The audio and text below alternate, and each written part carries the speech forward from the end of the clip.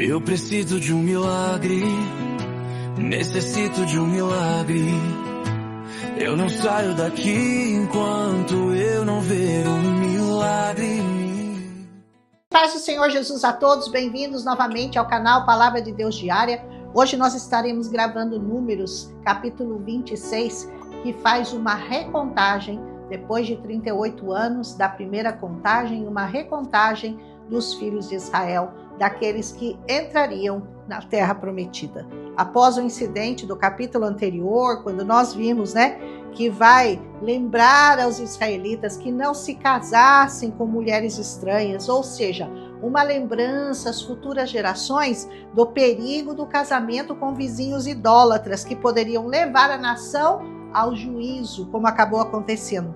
Esse versículo cria uma regra para as futuras gerações. Não se casem debaixo de jugo desigual. Ou seja, não aceite se aliançar com alguém que não irá querer seguir o mesmo Deus que você segue. Com certeza que o fim é muito triste, a praga vem, com certeza. Bom, mas aqui nós vamos ter uma recontagem dos filhos, como eu falei, depois de 38 anos, após aquela primeira geração que viu os milagres, mas se recusou a confiar no Senhor, que se recusou a lutar para entrar na Terra Prometida, que murmurou contra o Senhor. Diferente do capítulo 1, essa contagem vai incluir também os levitas, porque na primeira contagem os levitas não foram incluídos. Por que Deus está tão interessado em contar o número exato dos filhos de Israel? Aqui tem uma boa revelação para você. Deus não quer que nenhum daqueles que ele escolheu se perca, e são contados pelos nomes das suas tribos. Não somos um número para Deus. Alegre-se por isso, você não é um número para Deus. Assim como os reis, durante a sua coroação, a genealogia deles é mencionada, é recontada. Nós também somos tratados como filhos de um rei, o Rei dos Reis, o Senhor dos Senhores, o Senhor Jesus, a quem nós pertencemos e de cuja descendência nós somos recriados e renascidos. Por isso a sua importância. Deus não te chama por um número, ele te chama pelo nome. Aleluia. Começando com a tribo de Ruben, que era o primogênito, de onde vieram Enoque, Palu, Esrom e Carmi, 43.730. Entre os filhos de Palu e Eliabe estão Datã e Abirão, que foram os famosos ali no capítulo anterior, que contenderam com Moisés e Arão, junto com Corá, e foram engolidos pela terra e pelo fogo. E depois os outros 250 homens que também foram consumidos pelo fogo e acabaram se tornando um sinal de Deus para todos aqueles temerem ao Senhor. Versículos 8, 9 e 10. Só os filhos de Corá, versículo 11, é que foram poupados. A seguir a tribo de Simeão com os filhos Nemuel, Jamim, Jaquim, Zerá e Saul, 22.200. Essa tribo diminuiu em 37.100 homens da primeira contagem para essa. Gade com os filhos Zefon, Agi, Sumi, Osni, Eri, Arode e Areli, 40.500. Judá é a tribo maior, com Ornã, que morreram, e Selá, Pérez, Zerá, Esrom e Amul, 76.500. Issacar, com Tola, Puva, Jazube e Sinrom, 64.300. Zebulon, com Sered, Elon e Jaleel, 60.500. José, com suas famílias por meio dos filhos Manassés e Efraim, Manassés com Maquir, Gileade, Jezer, Eleque, Asriel, Siquém, Semida, Éfer, Zelofeade com todas as suas filhas, Macla, Noa, Roja, Milca e Tirza, 52.700. Efraim, com os filhos Sutela, Bequer, Tan e Herã, 32.500. Benjamim, segundo as suas famílias, Belá, Asbel, Airão, Sufã, Ufã, Arde e Naamã, 45.600. Dan, só com Suão, 64.400. Aser, com Imna, Isvi, Berias, Eber, Malquiel e Será, 53.400. Naphtali, com Jazeel, Guni, Jezer, Silém,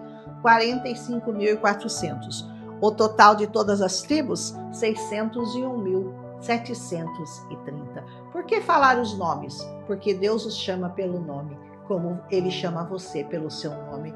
Por isso a gente vai citar o que Deus achou importante citar, eu acho importante também. Então essas famílias iam receber as suas heranças, que seriam maiores ou menores, de acordo com a divisão da terra por sorte.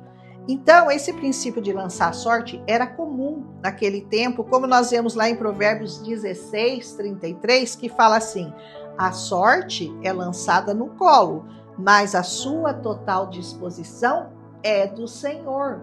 Ou seja, no final, quando a sorte é lançada, é o Senhor que decide, porque Ele já está no controle daquela sorte lançada. Ou seja, Deus está no domínio total para determinar a sua vontade. Até para se escolher os bodes do dia da expiação, para repartir os despojos de guerra, para resolver problemas políticos, tudo era feito lançando sorte sob a supervisão do Senhor. Aí quer dizer então que eu posso apostar na loteria? Meu amigo, aí é jogo de azar, não é de sorte. Você não pode não. Sua sorte e sua porção nessa terra são, sabe quem? O Senhor. Que isso fique muito claro para você. Seja a sua porção maior ou seja a sua porção menor, não importa. Se ela vier do Senhor, ela será suficiente para te manter bem, para te manter em paz, em segurança nessa terra, enquanto você peregrinar por aqui. Aleluia, glorifica a Deus por isso. Ainda nesse capítulo, no versículo 61, porque esse capítulo é bem grande, faz menção de Nadab e Abiú, filho de Arão, que morreram, por quê? Porque ofereceram fogo estranho no altar do Senhor, lembrando aos israelitas o quão séria é a missão dos levitas e dos sacerdotes, que assim como nós, se alistaram para guerrear as guerras do Senhor. Cuidado com fogo estranho no altar do Senhor. Preservar a santidade de Deus no meio do seu povo é questão séria para ele. Ele leva muito a sério a questão da santidade no meio do povo. Ai daqueles que se corrompem por dinheiro, por poder, por ganância, por soberba, simplesmente por qualquer motivo que não seja o de glorificar o nome do Senhor. Então não queira estar entre eles, porque a condenação pelo fogo é séria e real. Finalmente, nesse capítulo é contado a linhagem de Levi e dos levitas, separando dos demais e somando eles deram 23.000. E esses não receberam herança. Por quê? Porque, como eu já falei, a herança deles é igual à sua. A herança deles é o Senhor. Se essa é a sua porção e herança nessa terra, saiba que isso é um privilégio seu. Entre todos os que foram contados, não havia nenhum da primeira contagem que Moisés fez. E Arão também fez lá no Sinai. Por quê? Porque de todos só sobraram Calebe e Josué, já que o Senhor havia dito que os demais morreriam porque eles não creram no Senhor, porque eles se recusaram a entrar na terra prometida. E aqui tem uma boa advertência para você. Não duvide da promessa, não duvide da palavra, não apostate da fé que um dia nos foi dada, para que porventura também nós não morramos prostrados nos desertos da vida. Que a nossa fé imite a de Josué, que a nossa fé imite Calebe, que mesmo olhando para as dificuldades, para os gigantes que tinha naquela terra, eles creram que o Senhor era maior do que aquilo que eles estavam vendo e que o Senhor era capaz de cumprir a promessa que foi dada a eles. A promessa que Deus deu a você, saiba que não há gigante que consiga vencer. Se você olhar para o gigante, você vai desistir. Se você olhar para o Senhor, você vai vencer. Aleluia! Então, se os seus gigantes te parecem maiores que o Senhor, alguma coisa está muito errada com os teus olhos. Você precisa repensar e reafirmar a sua fé. Tá todo mundo aí alistadinho para a guerra? Você já entrou nessa guerra do Senhor? Você já se alistou nos exércitos? E você já disse para o Senhor, eis-me aqui, envia-me a mim? E não há gigantes que o Senhor não possa derrotar, porque é Ele que está lutando as suas guerras? Se você já fez isso, então vamos prosseguir nessa jornada junto com o povo de Deus. Amanhã, Números 27, se o Senhor assim nos permitir. Um abraço em Cristo Jesus, fiquem abençoados. Esse capítulo foi bem grande e parece que não tem muito ensinamento, mas quando você olha com a lupa do Espírito Santo, você vê o quanto o Senhor tem zelo e cuidado por cada um de nós. Um abraço em Cristo Jesus e até... não esquece de deixar o seu like e fazer um comentário, se possível, compartilhar com mais pessoas. Eu agradeço as pessoas que estão compartilhando esse canal, porque o canal tem crescido e isso alegra o coração do Senhor. Um abraço em nome de Jesus e até amanhã, se o Senhor nos permitir. Eu preciso de um milagre, necessito de um milagre. Eu não saio daqui enquanto